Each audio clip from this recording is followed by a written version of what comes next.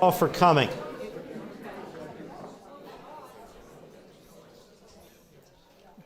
Delighted to see so many of you this evening. Those of you who come to these Baker briefings regularly know I usually stand or someone else stands behind the podium and we go through a long recital of CVs for the guests. Well, this is a different kind of event, and I am with two dear and very old friends and colleagues. Not so old. I will repeat. I'm with two dear friends and colleagues with whom I have worked.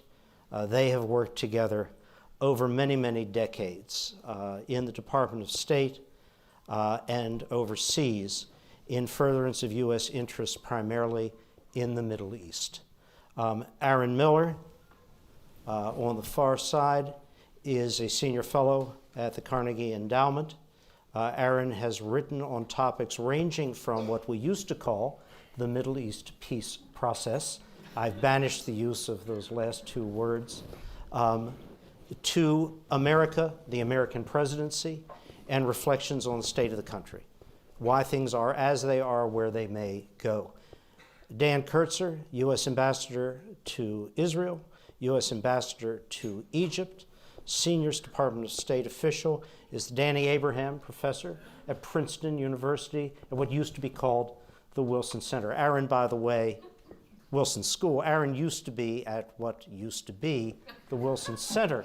Wilson Center doesn't exist anymore. The former Wilson School does, under a different name. But I hope tonight we can have a discussion between the three of us and then take questions from all of you on a variety of issues. President is just concluding now his historic, and I use the term advisedly, trip to the Middle East. What does that trip mean? What has happened in the trip that is strategic? What has happened that is transactional? What does it mean for the United States? And of course, where are we going? The topic of tonight's discussion is the U.S. in the Middle East. What next? And the U.S. in the Middle East has changed. What's next is changing. And I'll turn first to Aaron. Aaron, delighted to have you here. Thanks, again. David. It's great to be here. Thank all of you for coming, and it's wonderful to be here with Dan, who I see quite regularly, and with David. There are no two better analysts and practitioners, long-serving Foreign Service officers who have done an extraordinary job under difficult circumstances trying to advance American national interests. We're at the Baker Institute, and Dan and I and David worked for Secretary Baker.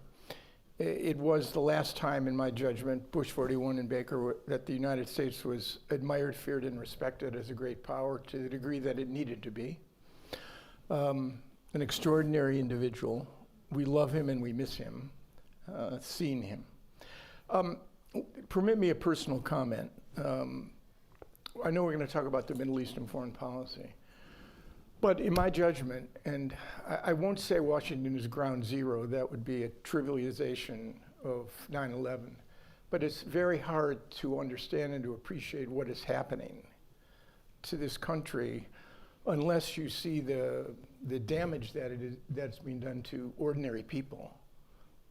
The human side of the story, the cruelty, the unkindness of careers ruined, health insurance denied. It's really extraordinary.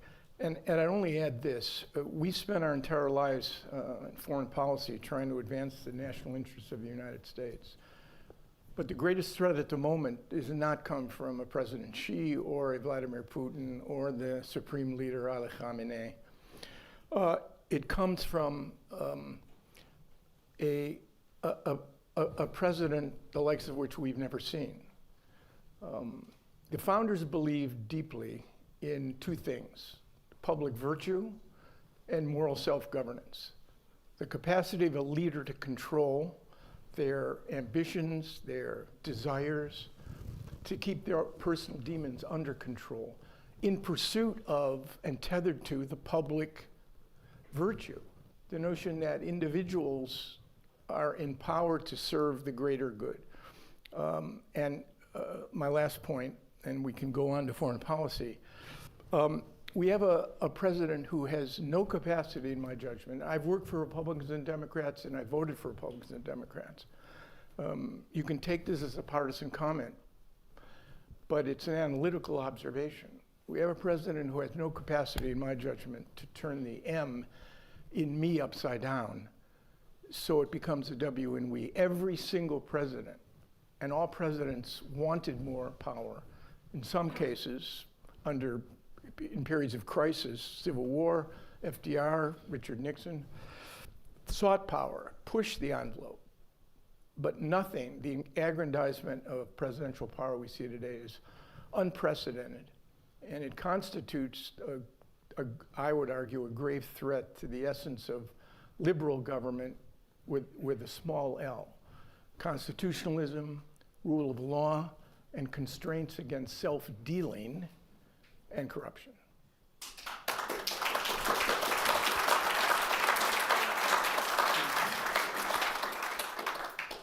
So Aaron has set a high bar.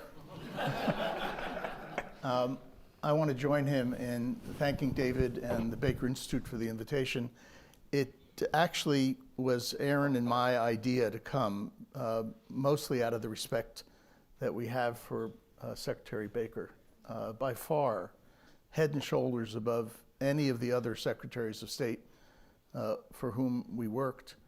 And not just because of the fact that we actually accomplished something during that period, the Madrid Peace Conference, but Secretary Baker, Bush 41, as we call him, they knew what they were doing, and they put to rest the idea that we've heard from our current vice president, who said, and this is a quote, that the only attribute that's necessary for a diplomat is, quote, don't be an idiot. I don't have to say more. I also want to join Aaron in talking a little bit more broadly about where we are as a country. George Kennan, who was one of our great diplomats after World War II, known to be the father of the containment strategy that existed between the United States and the Soviet Union, finished his career in the State Department and came to Princeton to the Institute for Advanced Studies, where he spent years trying to persuade people that containment was not designed as a cause for war, but rather it was a way of allowing the United States to do what we needed to do to remain a great country. And in fact, one of the things that Kennan should be known for was the fact that he said that in the competition between the United States and the Soviet Union, our military power, our economic power are important, but what's really important is the strength of our institutions. And that's what's disturbing both of us, and you heard it very eloquently from Aaron. When our institutions, both inside and outside of government, when our universities are attacked and vital research is cut back, Princeton is not hurt as badly as Harvard. We've lost $250 million worth of grants. And at a recent faculty meeting, a succession of our faculty got up to say what they were doing that they now have to stop doing. Cancer research, research on Alzheimer's, energy, AI, you name it, in almost all the sciences. And then it hits home. My daughter-in-law spent 15 years at the United States Institute of Peace, which is not even a government institution, and DOGE went in and shut them down. They all got fired, literally. Their health care was taken away between being fired on a Friday night and that Monday. And they're now in court. I was in court watching the proceedings yesterday in the U.S. District Court in D.C. But why should an institution like the U.S. Institute of Peace, that was created by Congress to be supportive of what we're trying to accomplish overseas, which is advancing our interests, but to do it in a way that doesn't tie it to the government so that we can talk to people through USIP, that we can engage and do things. And yet, between USIP, the Wilson Center, and other such institutions, the takeover of the Kennedy Center, this great cultural icon in Washington, the Smithsonian Institution, is really quite an extraordinary moment. So this is a context which I think we all need to bear in mind. We're going to talk a lot about the Middle East tonight, and there are some prospects that are positive if they're followed through properly, but they're occurring in a context which we can't ignore, and that is the assault on our on the pillars of our democracy and our domestic institutions. Thank you, Aaron and No Dan. applause. I love it. Aaron took it all. Let's turn to the Middle East.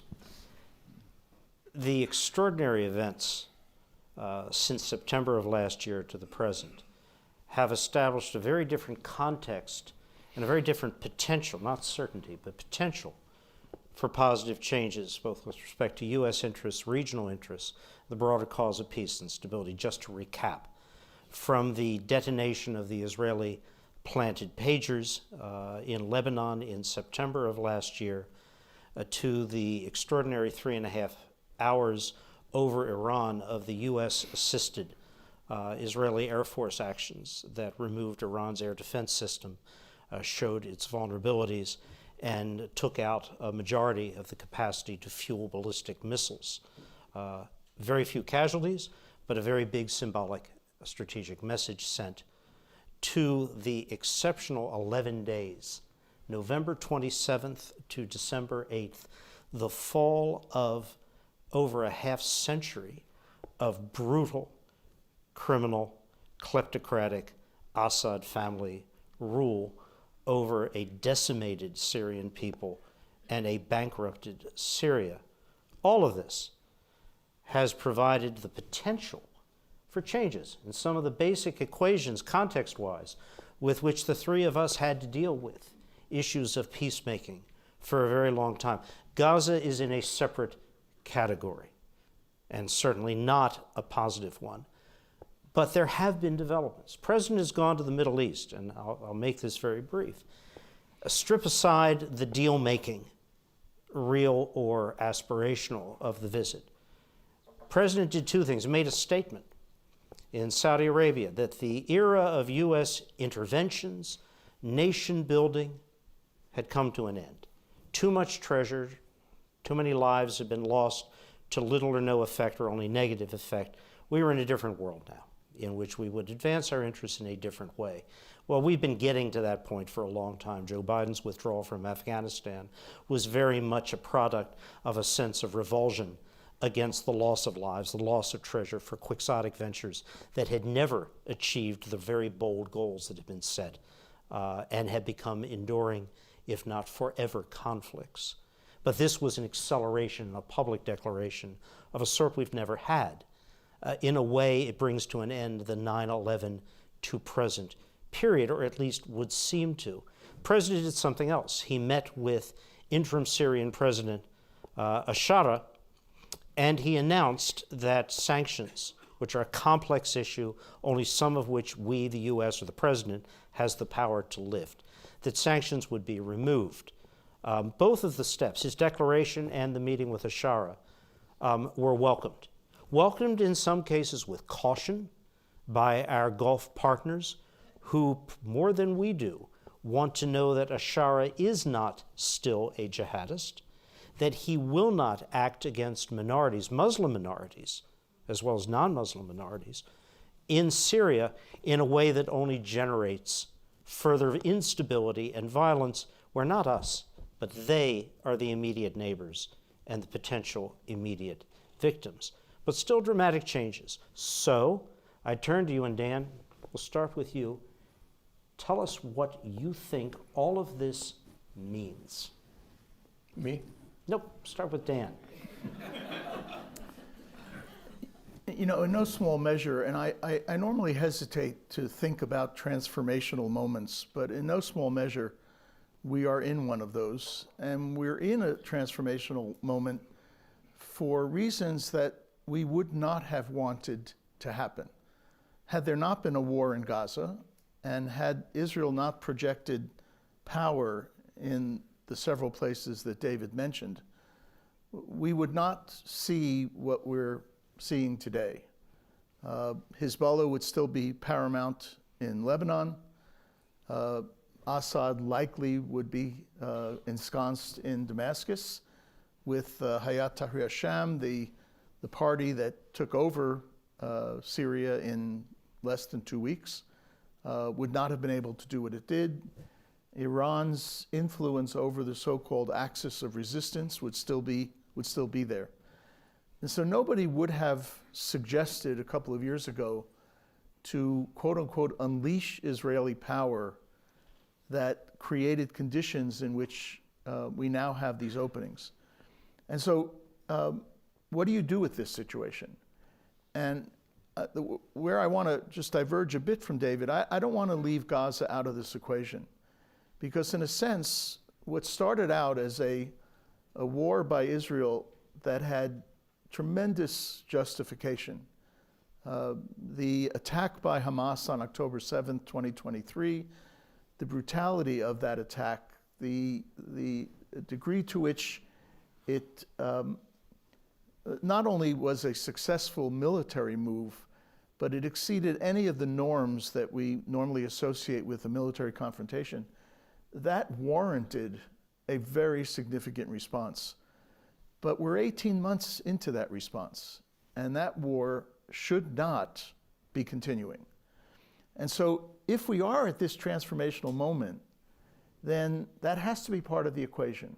And if there is a Trump strategy for the Middle East, it has to take into account that Israel has to stop fighting, that there has to be a plan for the day after, which will include some mechanism by which not only the Palestinians themselves take responsibility for governance, but Palestinians themselves working with critical Arab states can provide the kind of security and institution building inside Gaza that would make for a stable transition. So that's a critical part of any transformation. It's stopping the deterioration, certainly preventing an expansion of the war in Gaza, certainly ensuring that the humanitarian requirements of the Palestinian people in Gaza are met. But as we're doing that, it's building on these openings that have been created largely by Israeli power. Now the good news, and then I'll turn this over to Aaron, the good news is that there is a mechanism in place in Lebanon for the possibility of the Lebanese armed forces deploying to the south in place of Hezbollah. And there seems to be a commitment on the part of the Lebanese government to further disarm Hezbollah, consistent with UN resolutions. There may be an opening now that President Trump has met with Ahmed al-Shara for the Syrians to begin to do the kinds of things that David indicated. In other words, not only that we would reduce or eliminate sanctions, but that the new government in Syria would take very concrete steps to demonstrate that it will be a different kind of society. And if there is a deal in place, even with the Houthis, that we expand the possibility of an end of the attacks on maritime shipping in the Gulf, which has impacted not only the price of everything that we and the Europeans and others are buying, but is also having an enormous impact on Egypt, which has already lost well over $7 billion in transit fees in the Suez Canal. So if you're sitting in Washington, and if you take J.D. Vance's view seriously, and you're not an idiot, you decide that you're going to take a hard look at this different Middle East and not assume that it's the old dysfunctional Middle East, but rather one that we can help build. Will the president do this, having just told a conference in Riyadh that we don't want to get involved in some of these issues? Anybody who knows. But if he were wise, and if his advisors were wise, they would be thinking about this starting today. I mean, I rarely disagree with Dan, and I don't think I would disagree with anything he said. I think he's laid it out very well. Let me take a minute or two to approach from a different angle. I started my career as an intelligence analyst. Diplomacy is the art of the possible. You're charged with telling very important people why something could happen. Intelligence analysis is the art of the probable. It's usually presenting a picture which includes serious constraints. And so I begin any analysis of what the policy is by looking at the region. And I just make 4 points because Dan mentioned several of them. Each probably has a to-do attached to it, a pretty large, heavy lift. The first is, Dan referred to, Israel now has escalation dominance. That's a fancy word for describing the following: that Israeli military prowess has created a situation where Israel controls the pace, the intensity, the focus of its military conflicts with all of its adversaries, with the possible exception of the Houthis, where distance is both a strength and a liability. Israel can escalate against Hamas, against Hezbollah, and against Iran without much fear at all that there would be an attendant escalation. Israel controls the pace of these military conflicts. So the question is, can you convert this escalation dominance into more enduring political arrangements, even peace treaties? That's number one. Number two, not only do you have an unprecedented leader in Washington, you have a unique situation in Jerusalem. You have a prime minister, the longest governing prime minister in the history of the state of Israel, who is on trial for bribery, fraud, and breach of trust in the Jerusalem District Court before 3 judges. I think it's now 5 years. The trial may go on for quite some time. I only bring this up because most every decision the prime minister has made with respect to Israel's military strategy, and it applies in Gaza for sure, is influenced or tethered to his prime directive, which is to maintain power. If he does not maintain power, he'll either face the possibility of a conviction, and Prime Minister Ehud Olmert was indicted for only one of the charges that Netanyahu is accused of. He wasn't prime minister at the time, but he served, I think 14 to 16 months in prison.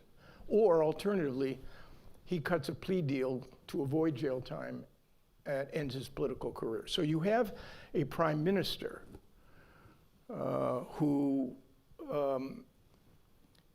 whom continuation of the war in Gaza is not just a security issue, because I don't think there is a broader security strategy now. They've hollowed out Hamas. It is no longer a military threat, an effective military organization. It's an insurgency, which retains considerable political influence. But that's why Israel's escalation dominance in the hands of another prime minister, and I've played this thought experiment with myself many times. If you had placed a Ben Gurion or a Rabin or a Barak in Jerusalem on October 7, I suspect that the Israeli response, given the intimacy of the killing, the sexual predation, the indiscriminate and willful killing of civilians, the taking of hostages, the murder of hostages, I think that the Israeli response would have been the same. But 6 months into the conflict, another prime minister would have probably begun to sort out how to use military power to advance a political objective, not Mr. Netanyahu.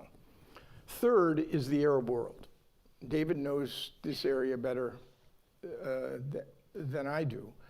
But the traditional competition for power in the Arab world was among three countries: Iraq, Syria, and Egypt. 2 of those countries are offline, Syria and Iraq, in terms of their capacity to project their power. The third has tremendous economic and political problems. And Dan knows, and so does David, when we travel with Secretary of State, the first stop, the absolute first stop for a half a dozen secretaries of state was Cairo. That is not the case anymore. Which raises the question, where are the new power centers? Well, the Gulf is the thing, right? The Gulf's the thing. It survived the Arab Spring. It's stable, it's productive, it's functional. It can't project its military power, but it has considerable influence. There's an Iranian piece to it, there's an oil and hydrocarbon piece to it. The other power center, in my view, it's somewhat not controversial, but it's different, is I think as the Arab world has melted down, Libya, Yemen, Iraq, Syria, Lebanon are all in one phase of dysfunction or another. Yes, the Gulf has emerged, but there's another power center, and that is the three non-Arabs.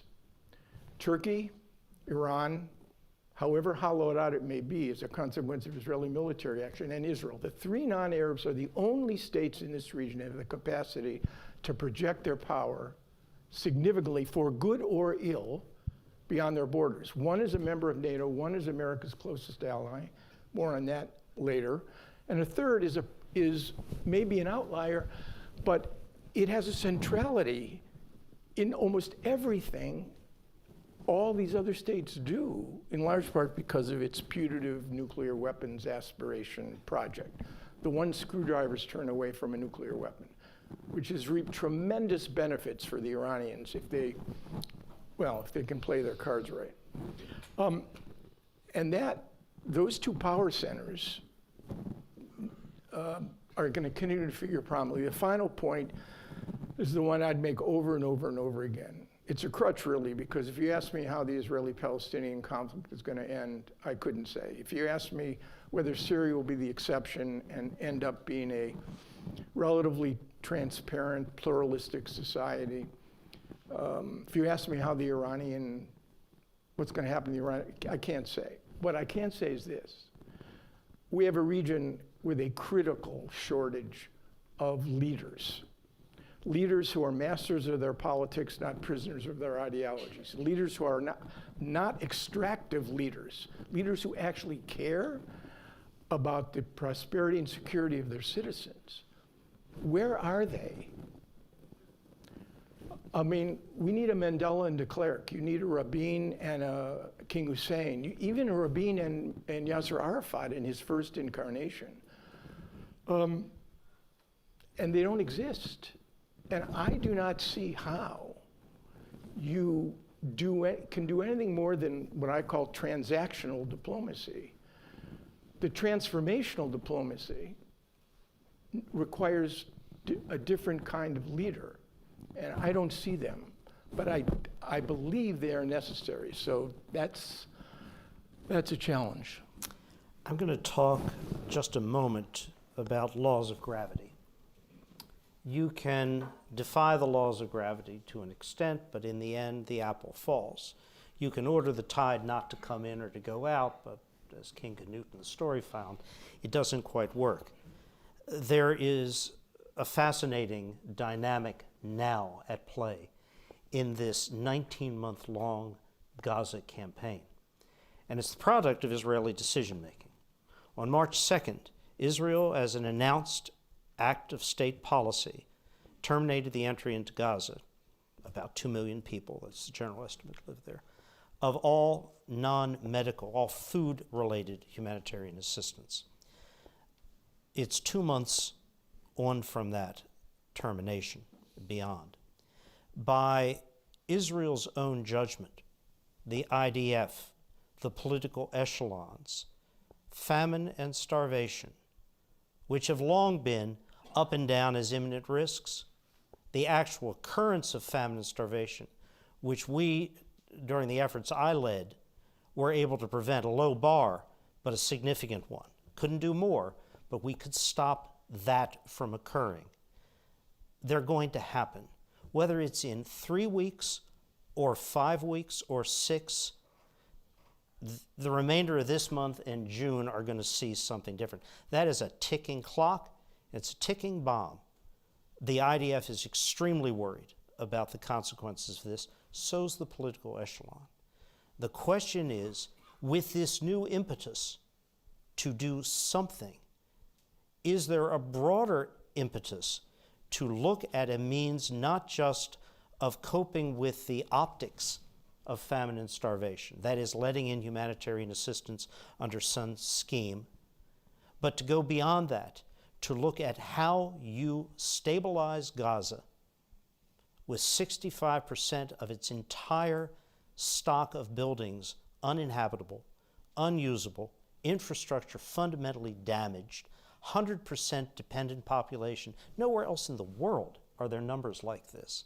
100% dependent on every aspect of feeding, water, and medical care, and nowhere to go to get to a less bad place. Sudan is horrific, just horrific, beyond imagination, the brutality, the violence at play there.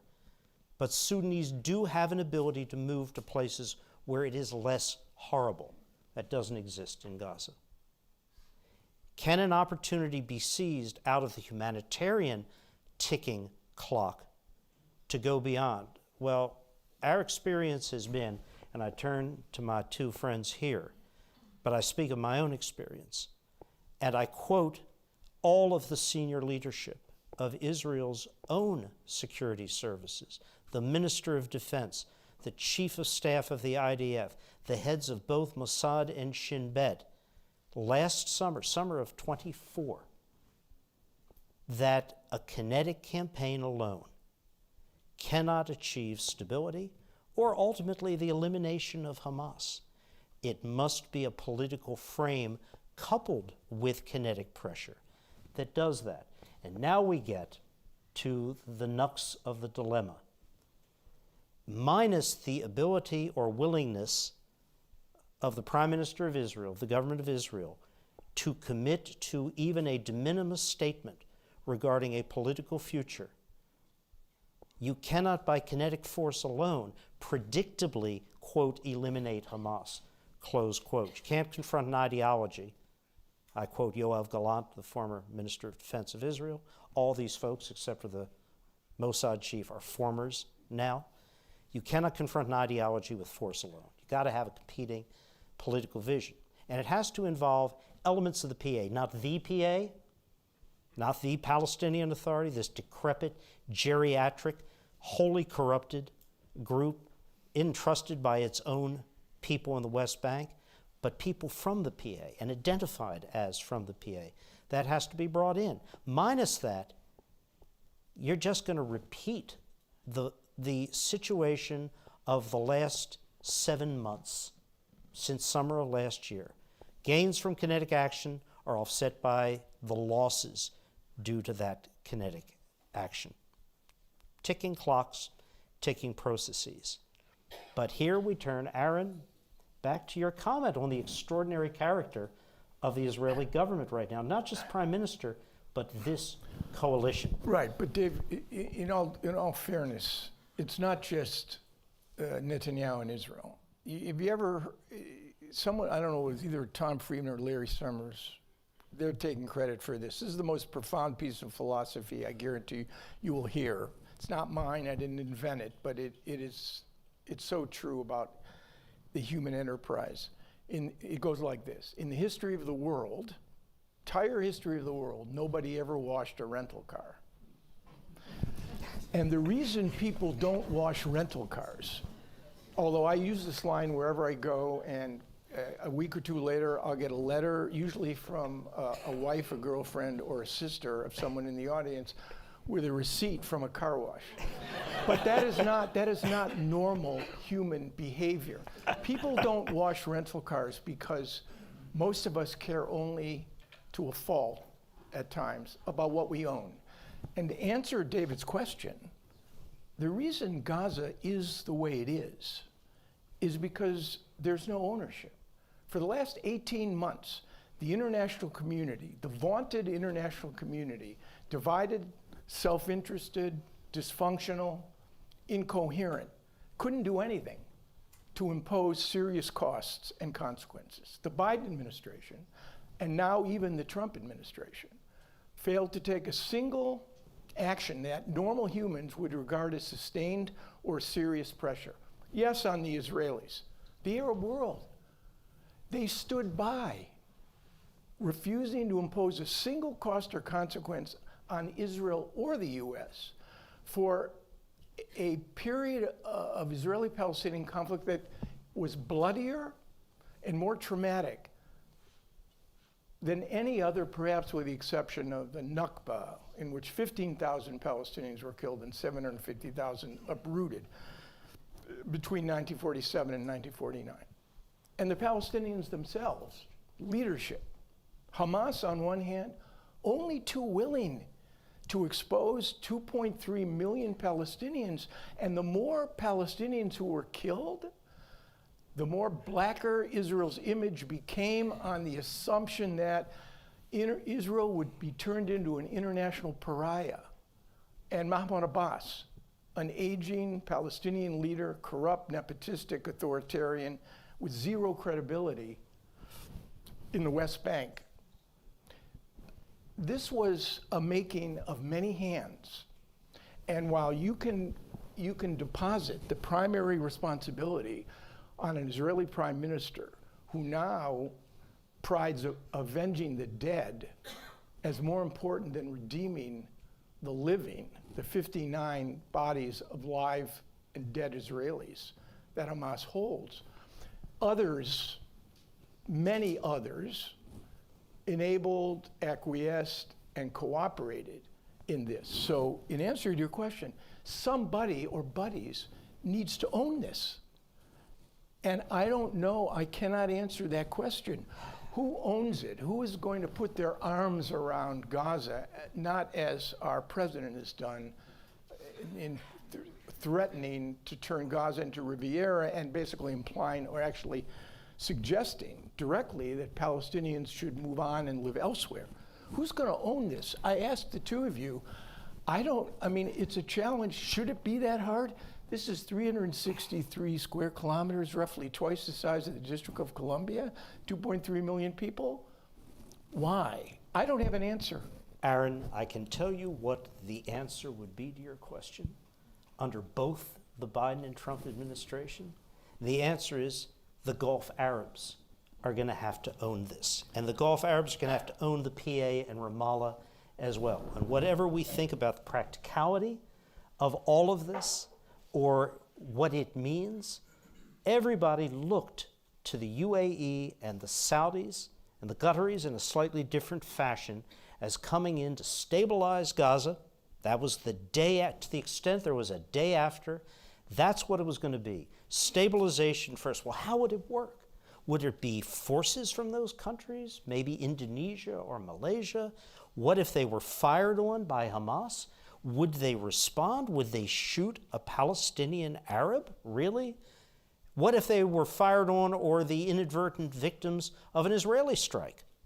What then? What would the terms of reference be for a peacekeeping or peacemaking mission by Arab states? Unprecedented. But that's what we looked at. And for reconstruction, for the multi-billion-dollar bill of building a new Gaza, real new Gaza, not the Golden Riviera, that was going to be the Gulf. It was their rials and dinars, not US dollars, not Israeli shekels, and really not euros, that were going to do that. And you know what? Those states, Qatar, UAE, Saudi Arabia, said yes. We are willing to do this for our own sake because we view the potential of a sinkhole of desperation, despair, and the radicalism that comes with a lack of hope, plus Hamas's continued presence. All of that's a threat to us. It's not just Israel, it's us. So they were willing, but there was a door through which their willingness had to go. And I will go back to the political framework.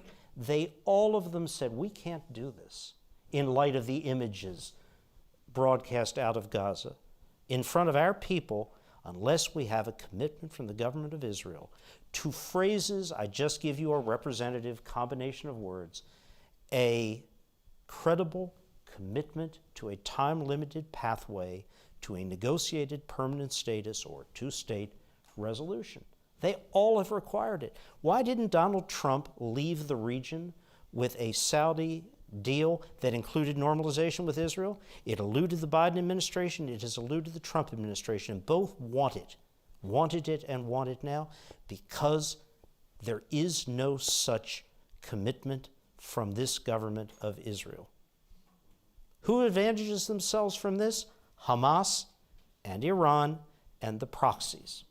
So there's an answer to your question, Aaron, however practical you think it might be, but it is denied because of the political commitment to a political frame that incorporates what we've all worked on for so many decades, a lasting negotiated Okay, peace. so you've reduced the problem to an essence. So I'll ask the question again.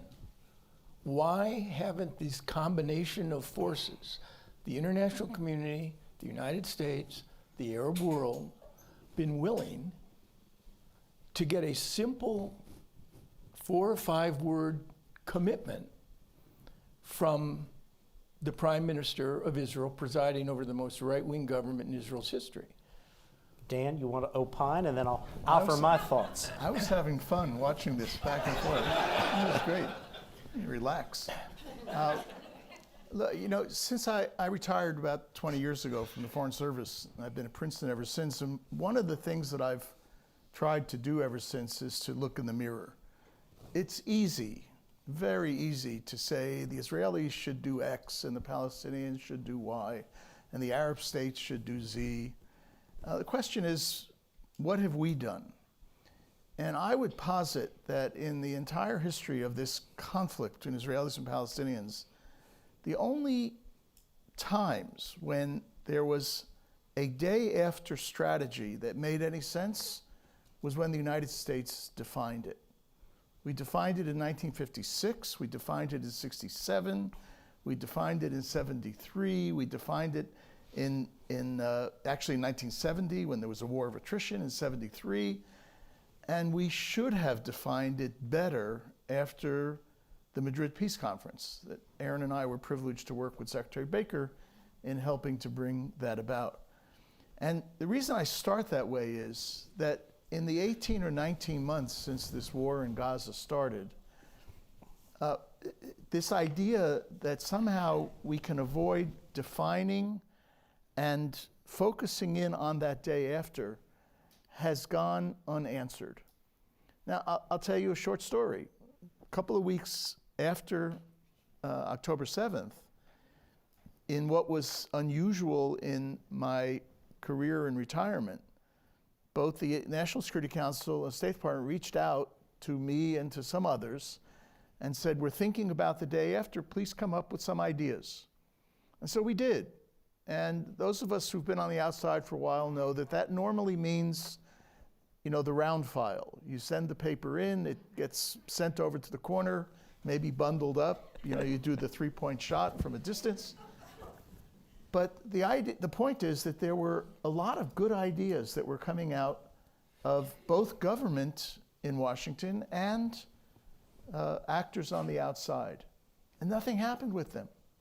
Now, we know that Israel was not thinking about the day after because Prime Minister Netanyahu said he doesn't want to. We know that the Palestinians weren't thinking about the day after, either Hamas or the Palestinian Authority. And well, we don't know for sure, but probably can surmise that the Arab states were not thinking about the day after.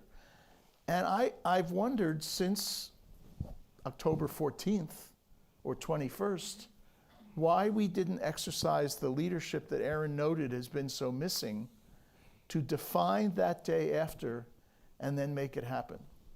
Now, you fast forward the clock to the last 3 months, different administration, a president who lives on Truth Social, largely through unthought through rhetoric, about whom people are scared. He's accomplished some things because people are nervous about crossing him. He has an opportunity to define the day after. So even if he came out of this Middle East trip with a ceasefire and the release of hostages, which is critical, both of those are critical elements it's not enough, because it will fate us to, I guess it would be the 5th or 6th war between Israel and Hamas. 2006, 8, 12, 14, 21, and 23. And so if there isn't something more than simply a ceasefire and a hostage agreement, I guarantee you, a year, 2 years, 5 years, whenever it is, Hamas 2.0 will reconstitute, and Israel will relax a little bit, and there'll be another war. Because you need a day after plan that doesn't only solve your proximate issue, but that actually gets us back to the words that David says he no longer uses, the so-called peace process. Now, I'm not suggesting that at any point in the near future, we can get Israelis and Palestinians back to the negotiating table. That would be silly to think that. But if we don't stop this inexorable movement of this machine that's heading in the wrong direction and work hard to try to turn it around, years ago somebody said it's the equivalent of trying to turn around an ocean liner in the Suez Canal.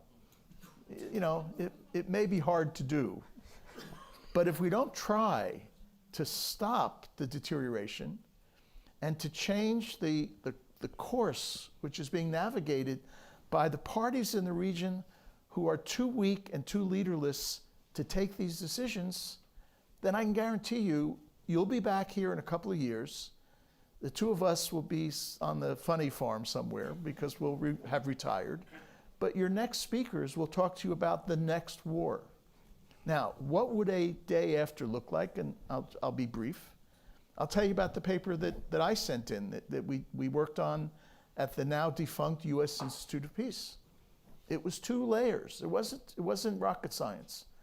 One level, one tier, was stabilization, reconstruction, and a political process.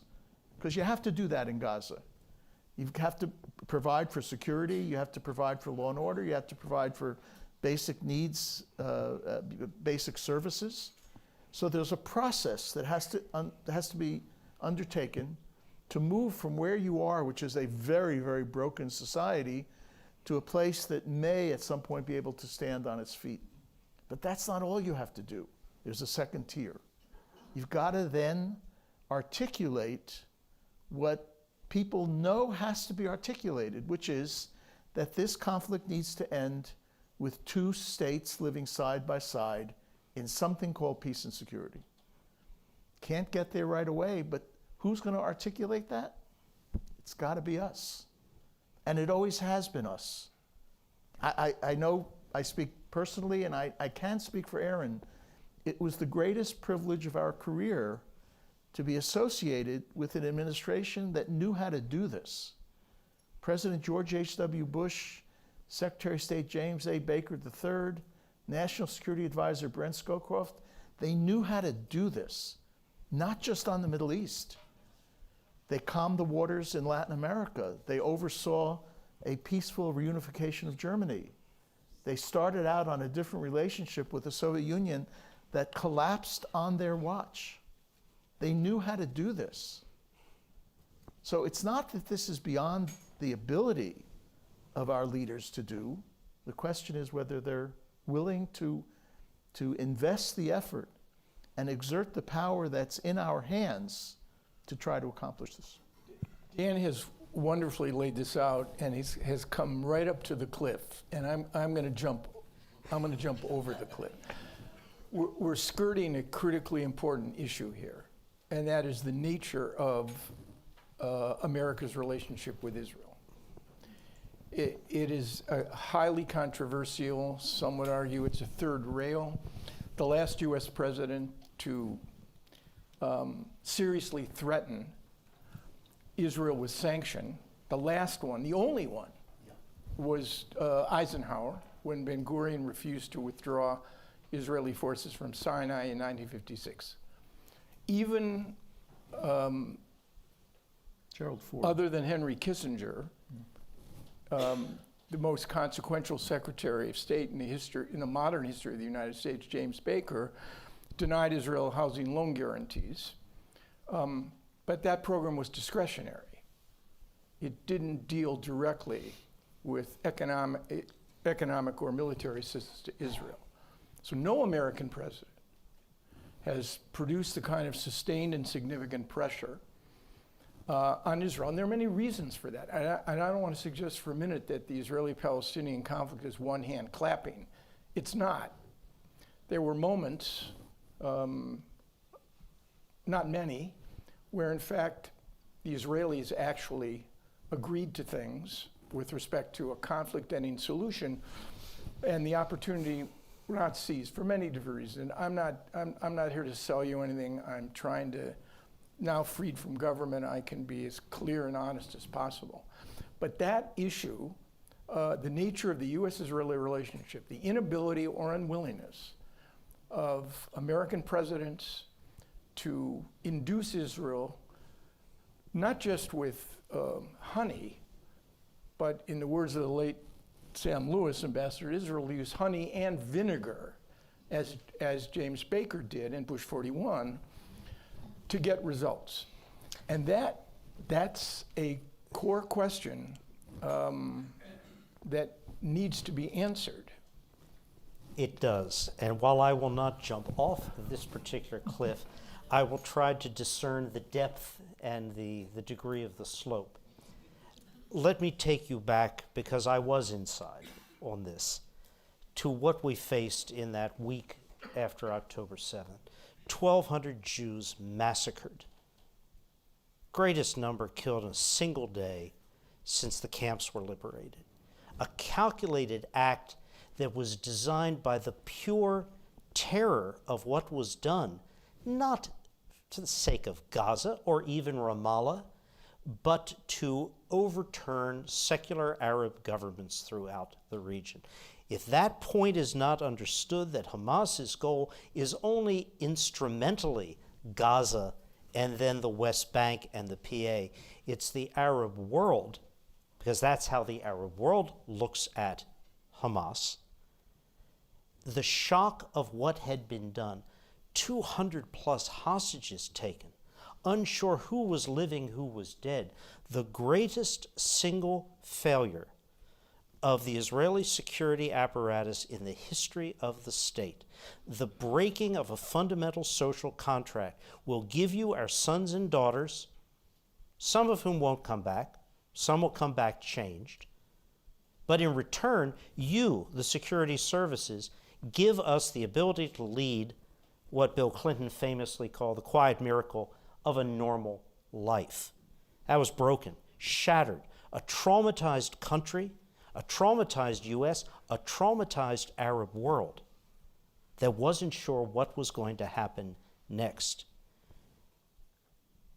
There was an emotional association, not just on the part of President Biden, where it was very real, it's part of his DNA, but many of us, that we had to support Israel. But in that famous meeting, less than a week after October 7th, when Joe Biden saw all of the security heads, the security cabinet privately, then he saw them publicly, and spoke, same message in both cases, and said, you got to do as a requirement, not a right, but a requirement, you've got to ensure Hamas can never do this again and cannot remain in government in Gaza. That was a vastly more complicated issue than either the Israelis or we knew on October 7th or on the 21st of October or at any point since.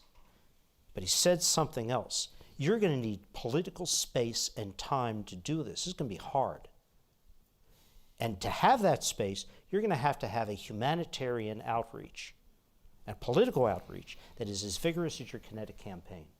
He was right in that. But, and here we go to what both of you have said, we were never able to exert the influence to achieve on that kinetic and political side what was being done on the kinetic side. But the need for it was there in those first days, and the President of the United States laid it out. But the question of how do you do it? Why were the Arabs silent? I'll tell you an inconvenient truth. The Arabs were shocked and horrified not by the images of Palestinian civilians killed, but by the fact Israel was failing.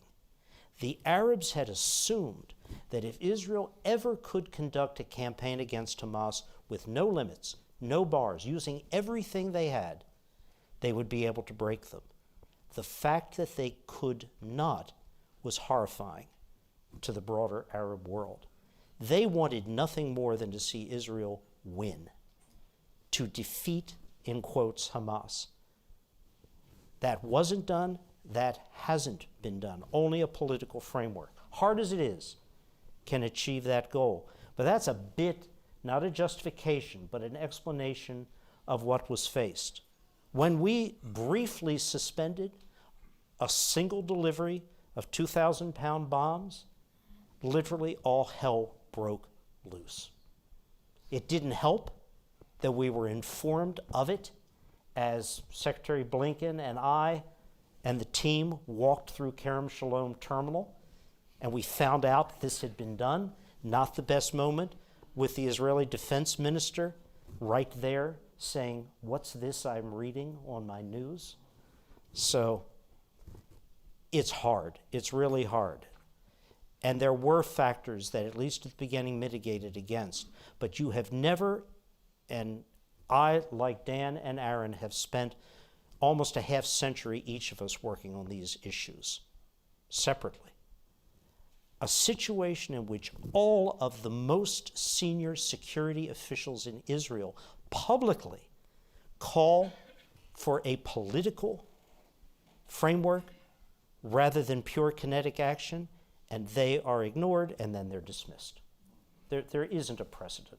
I want to jump in with a story. I served as the U.S. ambassador during the second Intifada, 2001 and 2005. And I had a recurring conversation with Prime Minister Ariel Sharon, who was not a softie, as you know. And the recurring conversation went something like follows. There would be a terror attack. Bus would be blown up, a cafe. Israel would shut down Gaza. At that time, 90,000 workers were coming into Israel from Gaza to work in the fields and in the factories. And Israel would shut down Gaza. So 90,000 workers would not come in, which meant that for the period of the shutdown, you figure 5 times 90 or 6 times 90, 500,000 Palestinians were going to do without an income. So my conversation with Sharon went something as follows. Mr. Prime Minister, there's no question you need to stop the terrorism, you need to push back, but you need to divide the terrorists from the population. In other words, if you punish the population by denying 500,000 people an income in order to push back against the 1 or 2 or 3 terrorists who were involved in the action, you're going to lose in the long term. Now, the Prime Minister always responded, my job is to stop the next terrorist from coming in, which I understood and I appreciated. But if you follow this over the long term, you're fighting a counterterrorism campaign and not a counterinsurgency campaign. Israel is never, ever going to win the hearts and minds of Palestinians. But if they can figure out a way not to punish the vast majority of Palestinians who don't support Hamas, who don't support Islamic Jihad, maybe there's an opportunity to build something other than Hamas's grip on that society. But they don't do that. And this goes back 50 years. My doctoral dissertation focused on exactly this issue. And Israel did the same thing in the 1950s. It would act to stop acts of terrorism without regard for what would follow. And so you'd have acts of terrorism, and then there'd be an Israeli response, and then there would be greater acts of terrorism and an Israeli response, and even greater acts. And the answer back in the 1970s when I was doing this study was, our job was to stop those immediate acts of terrorism. And my answer was no. You had to figure out a way to stop the terrorism, but to win over the idea that something other than terrorism can gain support within the Palestinian community. While we had this idea of a two-state solution, that was the moment to build that support within the Palestinian community, to deny Hamas that element of support that they were gaining from people who only felt punishment as a result of what Hamas was doing. And it's still the same problem today. So I don't know the number today. 50 Palestinians were killed, 70 Palestinians were killed. Probably out of the 70, 65 had nothing to do with Hamas, okay? Which means that 65 times 5 or 6 in that family, you've now alienated 300, 400 people, whatever the number is. And it's from those 300 or 400 people that the next group of terrorists will emerge, either as lone wolves, as they're called, or in some organized fashion. And we're playing this over and over and over again. It's like one of these endless loops that you just continue to see. We can do better. Now, I appreciate what David said, because in those first few weeks, while we were thinking about the day after, it was hard to talk to the Israelis about the day after.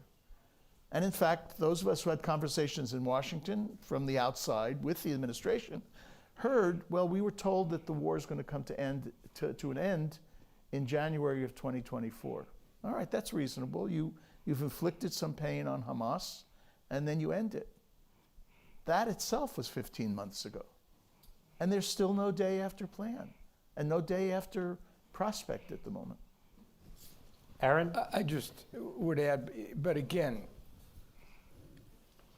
the essence of the question is, why have administrations refused to exercise the leverage that they have on Israel? And I would assert that now, frankly, you have a set of circumstances that have combined which could provide this particular president with a unique opportunity to do that. Number one, the Prime Minister's own internal polling and where the public is on this issue. 70% of these more would say to you, forget avenging the dead, we need to redeem the living. That has got to be the overriding, so that's one factor. Second, you have a president that has done things already, not just for Israel, but has distanced himself from Israel in ways that no other American president has ever done. He initiated a dialogue several months ago through his chief hostage negotiator, who had 3 meetings with Hamas. Did not coordinate with the Israelis. They found it out either probably through their own intelligence. He freed an American hostage, Idan Alexander, as a consequence of another separate outreach to Hamas. He's concluded a ceasefire with the Houthis, which protects American naval assets and commercially flagged U.S. vessels in the Red Sea, but said nothing about the Houthis' continued launching of ballistic missiles and drones against Israel. And he declared that there'll be no more sanctions on Syria. And the Israelis have a very grim and dim view of the future of the Syrian government and who Ahmad Shara really is, a jihadist, they argue, with a suit. So there's an opportunity here, it would seem. Yes. And it gets to the whole question, and I mean, I guess we could all answer it in our own way. Why? What is the nature of the U.S.-Israeli relationship? Why do we support the state of Israel? Many different reasons. The moral debt that America continues to have to the victims of the Nazi genocide. Israel is a strategic ally. We pre-position material, we exercise, we do joint R&D with them. The presence of an affluent, very influential 5.5 million American Jews and many more evangelical Christians whose, frankly, views on Israel, at least the older evangelicals, are much more united than the Jewish community is right now. But I left out the one factor without which our support for Israel would not have been possible all these decades. And that is value affinity, the perception and the image that you could count on one hand. Freedom House argues that since 1950, only 22 countries in the world have maintained their democratic character continuously. It's a very small club having a democracy and then keeping it. That's the one issue that makes the durability of this relationship work. Otherwise, Israel would be Panama or the Philippines. There'd be no moral commitment, no value affinity. And I would argue that proposition is more under stress today than ever before. You have a sort of mini American president in Jerusalem whose instincts are authoritarian, who tried a judicial reform in 2023 in an effort to literally to rearrange the furniture, political furniture in Israel in favor of the executive, which is actually prime minister plus the legislature plus the Knesset. So that's the question, it seems to me. But you have a president with authoritarian instincts who couldn't care less about whether his partners are Democrats or autocrats. This question has troubled me for a very long time, and speaking about it is not good for one's political health, certainly in Washington. Dan will tell you the amount of hate mail, and there was no email back then and no Twitter, that we got for what we were doing with Secretary Baker. And the worst of it didn't come from Christians who were morally offended by Israel's behavior. It didn't come from any number of Arabs who resented the fact that Baker's team was comprised primarily of American Jews. Intriguing for Mr. Baker. It came from the Jewish community. And it's an extraordinary testament. We're not getting it right. My view is we do have a special relationship with Israel, but we cannot have an exclusive one. And that has literally drained our capacity to advance American interests and to bring leverage. I'll conclude by noting, I think it is no secret that the issue of what exactly is the relationship at the level of the president with Israel, at the level of the prime minister and the government, what is it and where is it going, is a matter not just for press speculation. It's the headline every single day in every Israeli publication. But where is it going? This is new territory. It's not Jim Baker's, you know, the White House switchboard number. You can call, and I'll give it to you. Caught hell for that from the White House secretaries who had to handle the flood of calls coming in to that David number. knows. It's what the secretary said to the chairman of the House Foreign Affairs Committee when he wasn't getting the answers that he wanted. And he didn't give out the State Department number. The switchboard He gave out number. the White House switchboard number, 456-1212. I'm not speaking out of school here, and HW had and Secretary had a conversation about that. Why did you give them my number? President said, I'm getting complaints from the operators. Why did you? This isn't that. This is something else. And the direction this goes in is not just significant for the United States and the region, it's very significant for Israel. What is the relationship and where is that relationship going? But we have kept you all here for what I think was an extraordinary discussion. Very long, but thank you all.